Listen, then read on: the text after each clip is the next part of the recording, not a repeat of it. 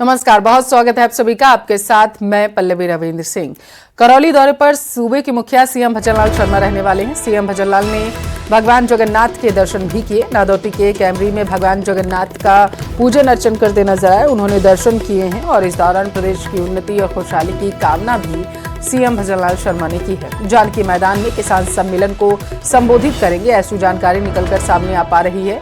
गृह राज्य मंत्री जवाहर सिंह बेढम भी उनके साथ इस दौरान मौजूद है। तस्वीरें आपके टेलीविजन स्क्रीन पर। आज करौली के दौरे पर है सूबे के मुखिया सीएम भजनलाल शर्मा और इस दौरान तमाम कार्यक्रम में वो शिरकत करते हुए नजर आएंगे। ये जानकारी निकलकर सामने आ पा रही है। बताया ये भी जा रहा है कि उन्होंने पूजन अर्चन किया है मंदिर में और दर्शन करने के बाद वो वहाँ पर प्रदेश की खुशहाली की कामना करते हुए नजर आएंगे। तो ये जो तस्वीरें आप देख पा रहे हैं करौली से, जो जानकारी प्रथम दृष्टया सामने निकल कर आ पा रही है वो ये है कि कुछ ही देर में सूबे के मुखिया सीएम भजनलाल शर्मा एक कार्यक्रम को भी संबोधित करेंगे, जिसमें वो लोगों से संवाद करते हुए नजर आएंगे। किस तरीके से लगातार विकास के पथ पर राजस्थान बढ़ रहा है, उसके बारे में वो लोगों से विचार विमर्श भी करेंगे। और ये तस्वीरें आपको हम सीधे करौली से दिखा रहे हैं। आपका अपना news channel news 18 Rajasthani exclusive तस्वीरें आपको दिखा रहा है, जहाँ पर आप देख सकते हैं भव्य तरीके से शानदार स्वागत यहाँ पर सूबे के मुखिया सीएम भजनलाल शर्मा का किया जा रहा है। बड़ी संख्या में वहाँ बीजेपी के तमाम नेता और अतिथिगण जो हैं वो मौजूद हैं। कैमरी में भगवान जगन्नाथ का दर्शन किया उन्होंने और भगवान जगन्नाथ की प्रतिमा जो है वो सूबे के मुखिया सीएम भजनलाल शर्मा को वहाँ पर भेंट की जा रही है। मुख्यमंत्री जी का स्वागत किया, स्वागत करें।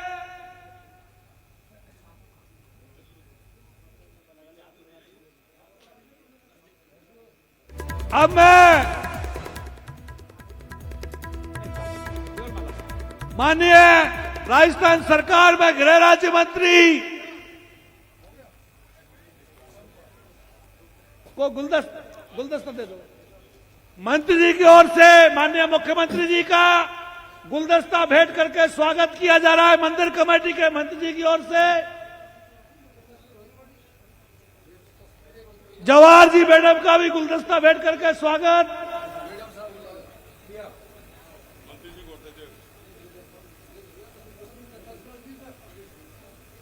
जोरदार तालियां भाइयों।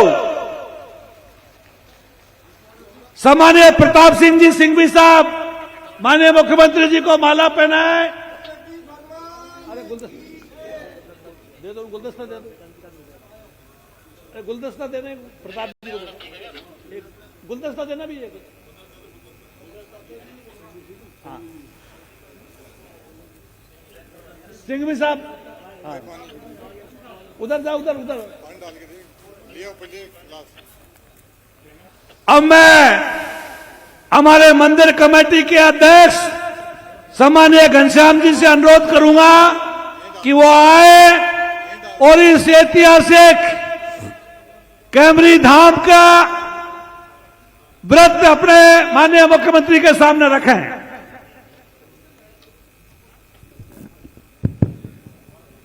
बोल जगदीश भगवान की जय।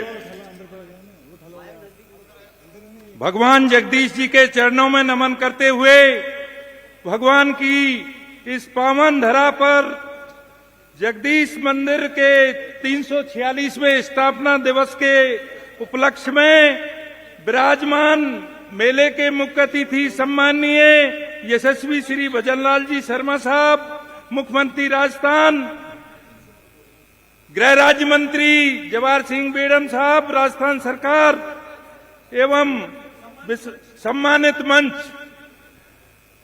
आप सभी का मंदिर कमेटी एवं 12 गांव के सर्व समाज की तरफ से आपका हार्दिक स्वागत, हार्दिक अभिनंदन।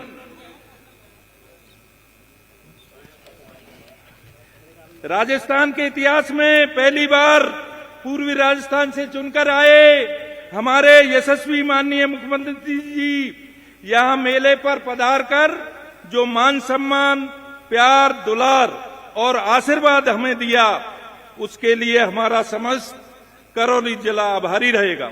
श्री जगदीश धाम कैमरी में जगदीश महाराज का मंदिर राजस्थान ही नहीं बल्कि पूरे प्रदेश में विख्यात है। जगदीश भगवान का मंदिर जन जन की आस्था का केंद्र है, जिसका संक्षिप्त इतिहास इस प्रकार है। केमरी गांव के भांजे महंत चंद्रमा दास जी की कठोर तपस्या के प्रभाव से विक्रम संवत 17। उधर झुंझुनू के चिड़ावा में दिन दहाड़े एक ज्वेलरी की दुकान से 50 से 60 हजार कीमत के झुमके पार कर देने की घटना सामने आई। वारदात का पता दूसरे दिन पता चला है, जब दुकान मालिक ने आकर स्टॉक संभाला तो कानों के 2 झुमके गायब थे।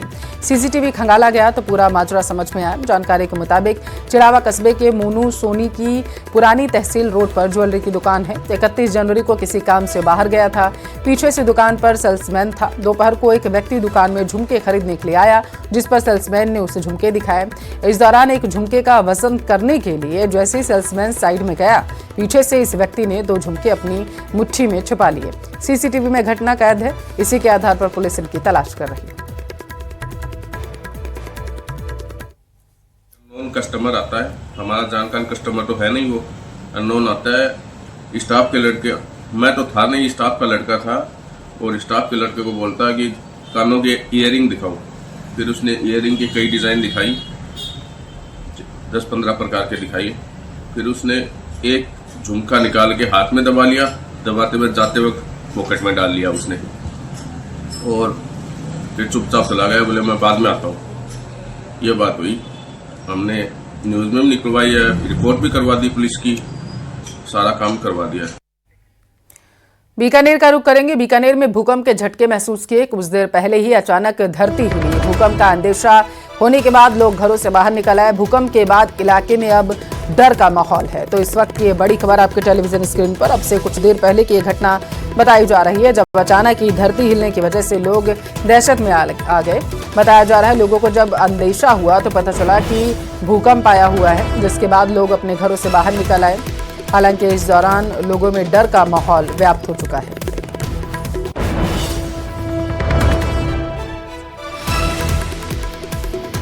तो भूकंप के झटके महसूस किए गए। बीकानेर में ये जानकारी निकलकर सामने आ रही है। हालांकि इसकी तीव्रता कितनी थी और भूकंप का केंद्र कौन सा इलाका रहा है, जैसे ही अपडेट आएगा आप तक पहुंचाएंगे। फिलहाल के लिए प्रथम दृष्टया जो जानकारी सामने निकल कर आ पा रही है वो ये है कि इस वक्त बीकानेर वासी बेहद दहशत में है, क्योंकि बताया जा रहा है बीकानेर में अचानक से ही भूकंप के झटके महसूस किए गए। धरती हिलने की वजह से लोग इस वक्त डर के साए में जीने को मजबूर हैं। लोग अपने घरों से तुरंत ही बाहर निकल आए जैसे ही भूकंप के झटके उन्हें महसूस हुए। ज्यादा जानकारी लेंगे, संवाददाता विक्रम हमारे साथ जुड़ चुके हैं।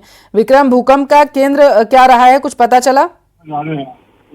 देखिए, ये पूरे शहर में और शहर के 10 किलोमीटर के एरिया में जो है इस भूकंप की तीव्रता जो है वो बताई जा रही है। और मौसम विभाग की तरफ से इसकी अभी तक ये पुष्टि नहीं की गई है कि कितनी तीव्रता का ये भूकंप था, लेकिन जो लोग हैं वो घरों से जरूर बाहर निकले हैं और जो मकान है या रेलिंग है वो उन्हें हिलते हुए उन्होंने जरूर देखा है। तो इस हिसाब से ये बताया जा रहा है कि जो तीव्रता है वो काफी ज्यादा रही है। जी, शुक्रिया आपका जानकारी के लिए।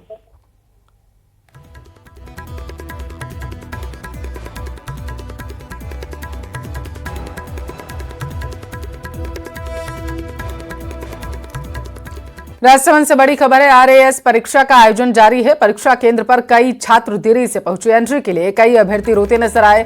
सुरक्षा कर्मियों ने नियमों का हवाला दिया। जिले में 17 केंद्रों पर परीक्षा का आयोजन किया जा रहा है। बताया जा रहा है कि एंट्री लेने के लिए कई अभ्यर्थी जो थे वो रोते हुए नजर आए हैं। बताया जा रहा है कि क्योंकि वो देरी से पहुंचे थे, ऐसे में उन्हें एंट्री नहीं दी गई और जो कर्मचारी थे उन्होंने नियमों का हवाला इन अभ्यर्थियों को दे दिया है। और इस दौरान अभ्यर्थी काफी बेबस नजर आ रहे थे। तस्वीरों में भी आप देख सकते हैं कुछ अभ्यर्थी देरी से पहुंचे, जिसकी वजह से उन्हें एग्जाम हॉल में एंट्री नहीं दी गई।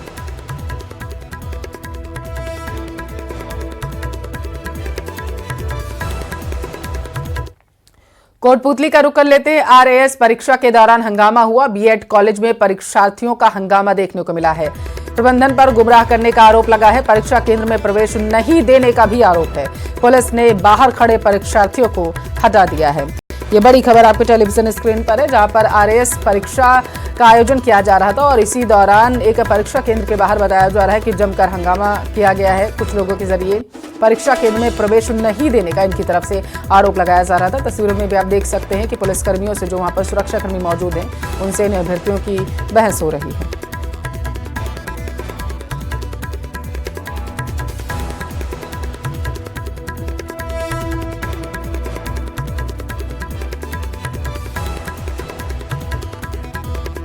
श्रीगंगानगर का रुख करेंगे। नशा सप्लायरों की पुलिस ने परेड निकाली है। दोनों को डोडा पोस्ट के साथ गिरफ्तार किया गया। दोनों क्षेत्र में नशा मुक्ति संघर्ष समिति चला रहे थे। नशा मुक्ति संघर्ष समिति की आड़ में कारोबार किया जा रहा था। केसर सिंहपुर में नशे के सौदागरों की परेड निकाली गई। सप्लायरों के पास से 10 किलो डोडा पोस्ट बरामद किया गया।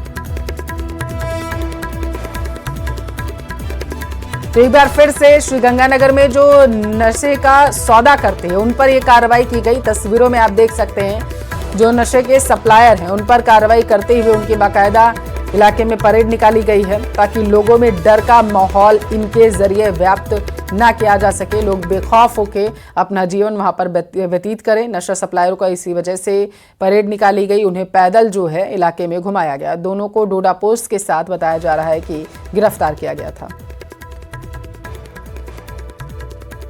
श्रीगंगानगर की केसरी सिंहपुर थाना पुलिस ने नशे के ऐसे 2 सातिर सप्लायर्स को गिरफ्तार किया है जो क्षेत्र में चलाए जा रहे नशा मुक्त आंदोलन की आड़ में पिछले काफी समय से अवैध मादक पदार्थों की तस्करी में संलिप्त थे। पुलिस ने रविंद्र सिंह और संदीप सिंह को 10 किलो डोडा पोस्ट सहित गिरफ्तार करते हुए दोनों के खिलाफ एनडीपीएस एक्ट में मामला दर्ज किया है। साथ ही दोनों ही सातिर सप्लायर्स की कस्बे के मुख्य चौक चौराहों और मार्गों से पैदल परेड निकालते हुए आमजन को नशे के दुष्प्रभावों के बारे में जानकारी देते हुए खासतौर से युवा पीढ़ी को नशे के काले कारोबार से दूर रहने की सलाह दी है। दोनों ही सातिर सप्लायर क्षेत्र में चल रहे नशा मुक्ति आंदोलन की आड़ में पिछले काफी समय से मादक पदार्थों की तस्करी में संलिप्त बताए जा रहे हैं। वहीं दोनों ही सातिर युवक नशा मुक्त संघर्ष समिति के आंदोलन में प्रमुखता से भाग लेते और जन जागरूकता रैली और नुक्कड़ नाटकों के जरिए आम जन को नशे से दूर रहकर क्षेत्र को नशा मुक्त बनाने की अपील कर रहे थे। लेकिन अब जब दोनों का ही अवैध तस्करी का भांडा फूट गया है और पुलिस के हत्थे चढ़ गए हैं तो ऐसे में पुलिस ने आम जन से एक बार फिर नशे से दूर रहने और नशे के काले कारोबार से तौबा करने की अपील की है। अशोक शर्मा, न्यूज़ 18 श्रीगंगानगर। 2024 से लापता है। अब उससे 10 लाख रुपए की फिरौती मांगी गई। फिरौती मांगने वाले ने खुद को उत्तर प्रदेश के मथुरा का निवासी बताया है, जिससे फोन पर धमकी दी कि पत्नी, बेटी और दोहिती चाहिए तो 10 लाख रुपए की व्यवस्था कर लो। बता दें कि अपनों की तलाश के लिए पीड़ित ने रतनगढ़ पुलिस थाने में रिपोर्ट दर्ज कराई थी, लेकिन अभी तक उनका कोई सुराग नहीं मिला। अब फिरौती मांगे जाने के बाद पीड़ित अपने दामाद को साथ लेकर चूरू एसपी दफ्तर पहुंचे, जहां उनकी शिकायत दर्ज कराई गई।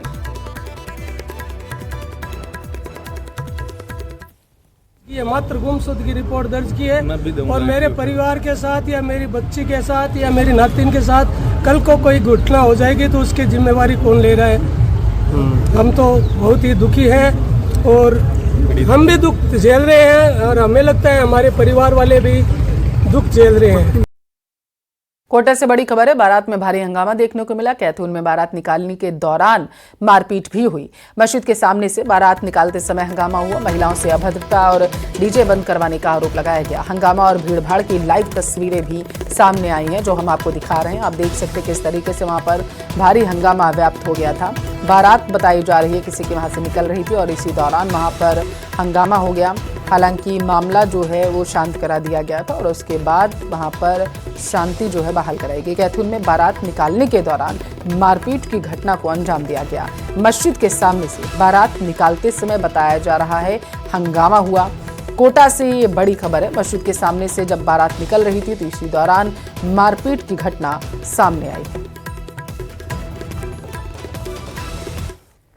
झुंझुनू का रुख करेंगे। गांजा बेचने वाले के खिलाफ एक्शन देखने को मिला। झुंझुनू पुलिस ने ओडिशा में कार्रवाई की है। 4 दिनों तक सुल्ताना एसएचओ ने डेरा डाला हुआ था। गांजे के अंतर्राज्यीय सप्लायर को भी अरेस्ट किया गया। हरियाणा, राजस्थान, बंगाल, केरल में इसका नेटवर्क फैला हुआ है। ये बड़ी खबर आपके टेलीविजन स्क्रीन पर। गांजा बेचने वाले के खिलाफ एक्शन देखने को मिला। झुंझुनू पुलिस ने बताया जा रहा है उड़ीसा पुलिस के साथ मिलकर इस कार्रवाई को अंजाम दिया है। झुंझुनू से बड़ी खबर है। उड़ीसा में कार्रवाई की गई है। झुंझुनू पुलिस जब इनकी तलाश कर रही थी तो इस दौरान इस कार्रवाई को अंजाम दिया गया।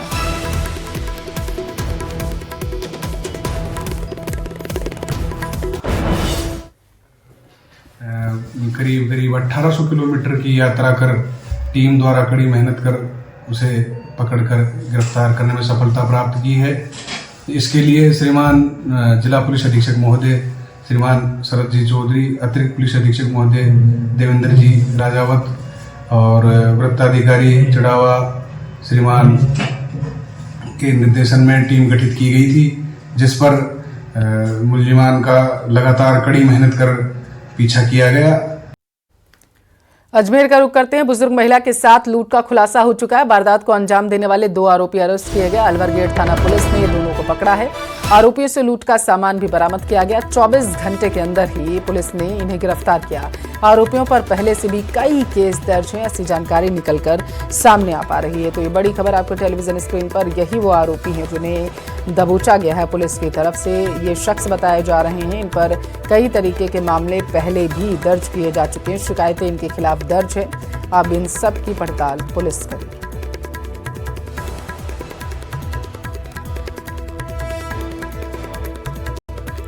झालावाड़ में बिजली उत्पादन को झटका लगा है। कालीसिंध थर्मल की पहली इकाई ही बंद हो गई।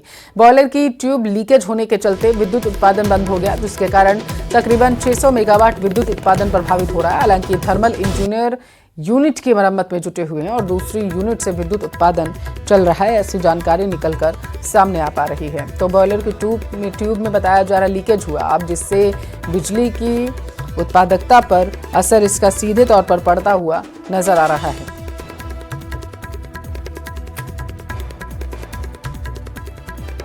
श्रीगंगानगर का रुख करेंगे। केसरी सिंहपुर में चोरों ने एक घर पर धावा बोला। परिजनों के जागने से झड़प में दोनों चोर भाग गए। केसरी सिंहपुर के सुभाष पार्क के पास की घटना बताई जा रही। चोरों के पास धारदार हथियार भी मौजूद थे। सीसीटीवी में कैद हो गई है चोरी की वारदात और इसी के आधार पर पुलिस जांच करेगी। तस्वीर देखिए, यही वो तस्वीर है जो सीसीटीवी से निकलकर सामने आई है। सीसीटीवी जब्त कर लिया गया पुलिस की तरफ से। ये बदमाश भागते हुए दिखाई दे रहे हैं, ऐसी जानकारी निकलकर सामने आ पा रही है। और इन बदमाशों के पास बताया जा रहा है कि धारदार हथियार भी थे। तो श्रीगंगानगर में एक बार फिर से चोरों ने आतंक मचाया है। विधानसभा स्पीकर वासुदेव देवनानी के निर्देश पर अजमेर में अवैध रूप से रहने वाले बांग्लादेशी और रोहिंग्याओं के खिलाफ धरपकड़ अभियान चलाया जा रहा। इस अभियान के तहत अब तक एक सप्ताह में 6 बांग्लादेशी घुसपैठियों को गिरफ्तार किया गया। विधानसभा अध्यक्ष वासुदेव देवनानी ने न्यूज 18 से खास बातचीत में कहा कि आंतरिक सुरक्षा के लिए इस तरह की कार्रवाई जरूरी है, इसलिए विशेष टास्क फोर्स का गठन कर कार्रवाई की जा रही। देवनानी ने पुलिस को निर्देश दिया कि अच्छी पुलिसिंग के लिए सभी चौराहों पर नाइट विजन कैमरे लगाए जाएंगे। शहर में बांग्लादेशी रोहिंग्या घुसपैठियों की धरपकड़ के लिए निगरानी की जाएगी। देवनानी ने सर्किट हाउस में एसपी वंदिता राणा के साथ बैठक भी की।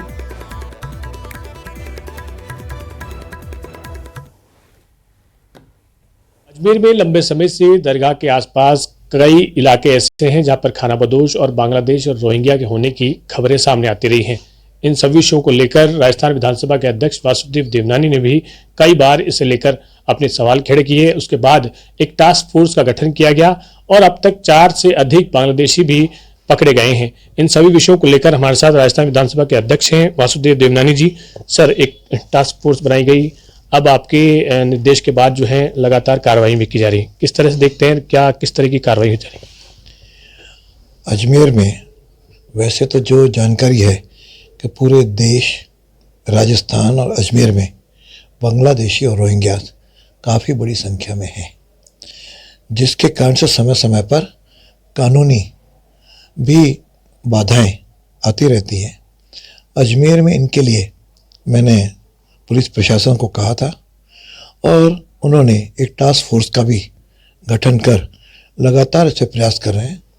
गत दिनों जो 4-5 बांग्लादेशी पकड़े गए हैं तो उसमें और गति आई, क्योंकि हमें लगता है काफ़ी बड़ी संख्या में, इसलिए उसकी पहचान करने की गति बढ़ानी पड़ेगी और केवल आधार कार्ड के आधार पर जानकारी न लें। आधार कार्ड जिन डॉक्यूमेंट्स के आधार पर लिया गया है उसकी भी वो जानकारी लेंगे तो अपने को अधिक सफलता मिलेगी। और साथ में